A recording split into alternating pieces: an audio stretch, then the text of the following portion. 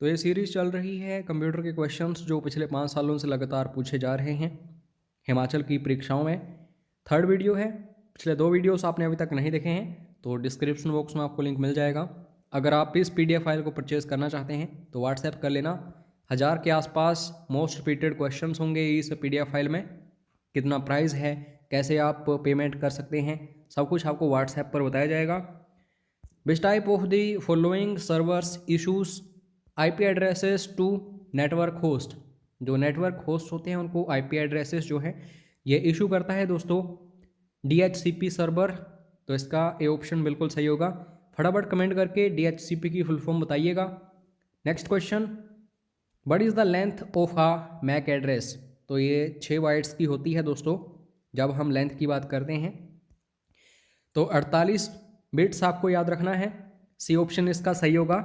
और if we are talking about MAC full form media access control. और जब हम OS के रेफरेंस में देखते हैं तो मैकिंटोश आपको याद रखना है। Next question, what is the shortcut key combination to open the start button in Windows. तो आप सभी को पता है विंडोज़ में स्टार्ट बटन भी होता है। तो उसके लिए शॉर्टकट जो है जो कि हम कॉम्बिनेशन प्रेस करते हैं वो है कंट्रोल और एस्केप। तो इसका ए ऑप्शन सही है। नेक्स्ट क्वेश्चन,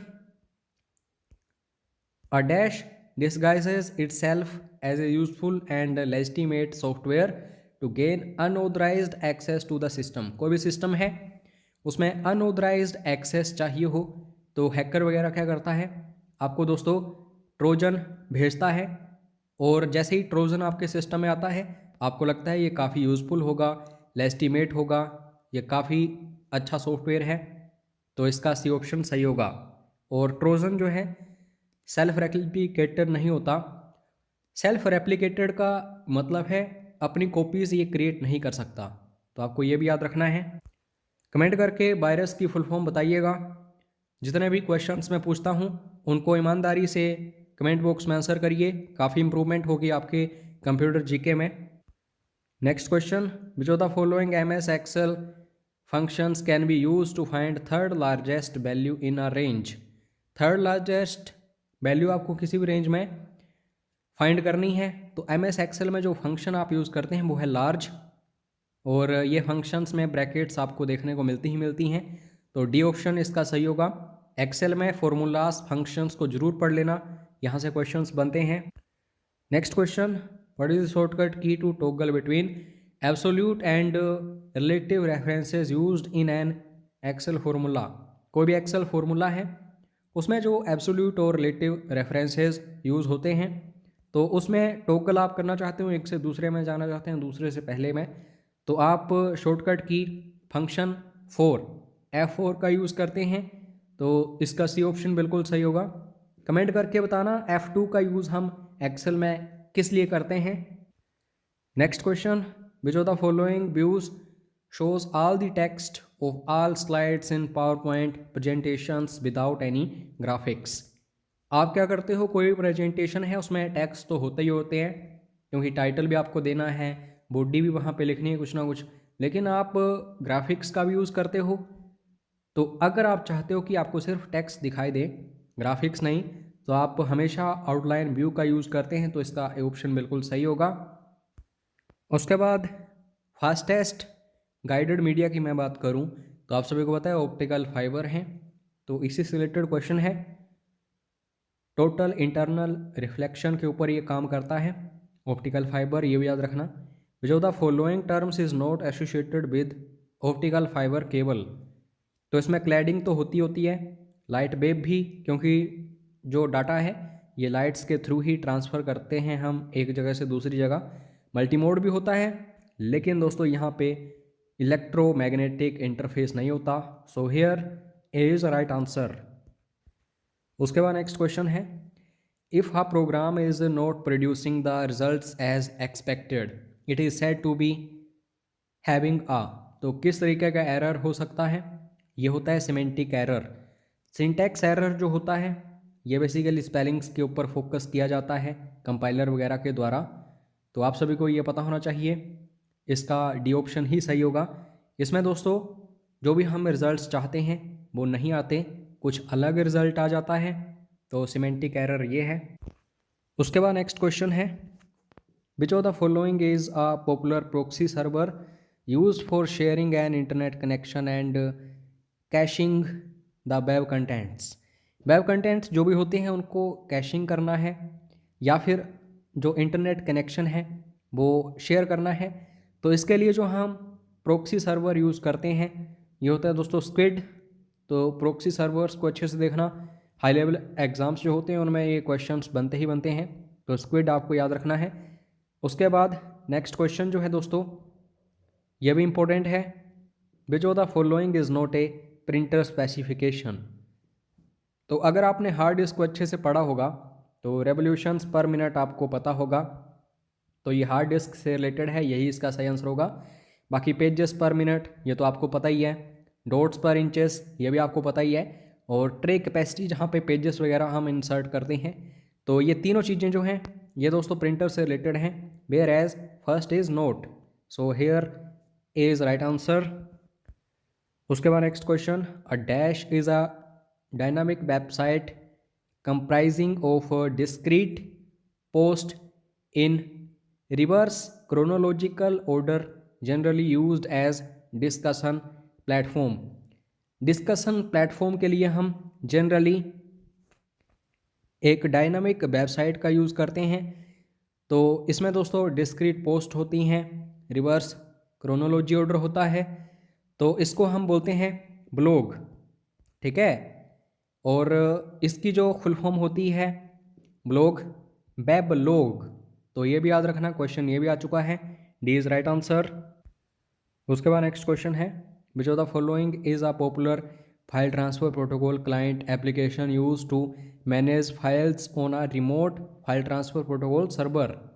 तो ये है दोस्तों फाइलज़िला, तो ये भी सर्वर आपको याद रखना है, ये एक remote file transfer protocol server है, इसका ए ऑप्शन। उसके बाद नेक्स्ट क्वेश्चन की बात करते हैं, ये ऐसा क्वेश्चन है जो कम से कम 70 से 80% स्टूडेंट्स को नहीं आता होगा, तो मेरी कोशिश रहती कि मैं टफ़ से टफ़ क्वेश्चंस भी आपके सामने लेके आऊँ और जो नॉर्मल है मोस्ट रिपीटेड हैं वो भी। But does the term 10,000 lumens in the specifications of A digital projector describe. तो प्रोजेक्टर जो होता है उससे रिलेटेड ये क्वेश्चन है, तो 10,000 ल्यूमेंस यहाँ पे रिप्रेजेंट करते हैं ब्राइटनेस को, so here B is right answer. Next question, resizing an image without losing any part of its visual content is called.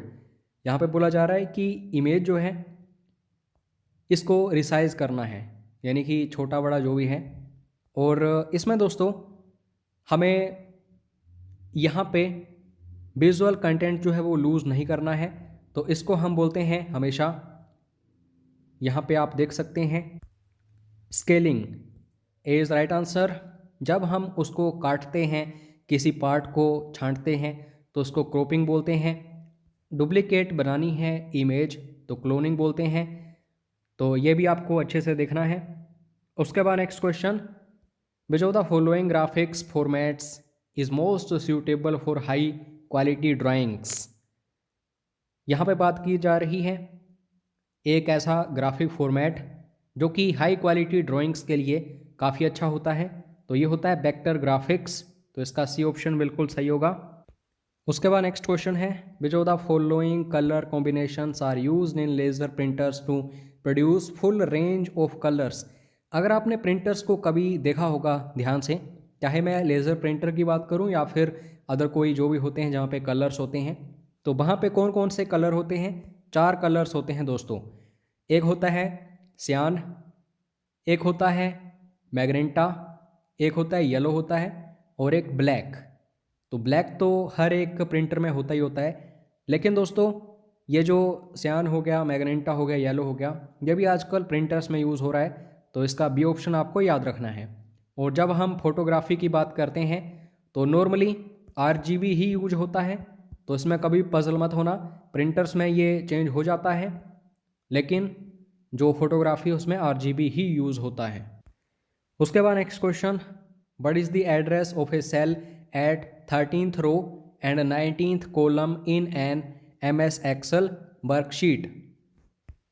अब ध्यान से देखिएगा, एक्सेल आपने कभी भी देखा होगा तो जो दोस्तों रो होती है उसमें हमेशा नंबर्स होते हैं, जैसे 1 2 3 4 एंड सो ऑन।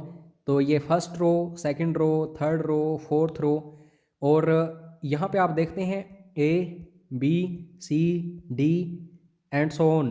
तो इनको हम कॉलम्स बोलते हैं इस तरीके से, ठीक है। तो हमेशा क्या होता है, कॉलम का नंबर होता है और फिर उसके बाद क्या होती है, रो का नंबर होता है। तो यहाँ पे क्या बोला जा रहा है, ध्यान से देखिए, 19th कॉलम। तो 19 को इंग्लिश में हम क्या बोलते हैं, S, और फिर उसके बाद 13th रो, तो S13। तो इसका ए ऑप्शन सही होगा। Next question MS PowerPoint से है। Which of the following features in MS PowerPoint is use to print miniature slides on a page for the purpose of distributing to the audience. Audience में distribution करना है, तो इस purpose से जो आप प्रिंट करते हो मिनिएचर स्लाइड्स को MS पावर पॉइंट में, तो इस फीचर को हम बोलते हैं हैंडआउट्स। तो इसका डी ऑप्शन सही होगा। Next question, a dash is a large capital letter at the beginning. बस इतना ही पढ़ो, इनफ है। न्यूज़पेपर आप देखते होंगे, वहाँ पे दोस्तों एक लेटर दिया रहता है कैपिटल काफ़ी बड़ा। सपोज करिए द उसमें लिखना है, तो इस तरीके से होता है। सेकंड लाइन इस तरीके से होती है, थर्ड इस तरीके से, फोर्थ इस तरीके से। तो टी काफ़ी बड़ा, बाकी 3-4 लाइंस जो हैं ऐसे ही होती हैं। तो इसको हम बोलते हैं दोस्तों ड्रॉप कैप।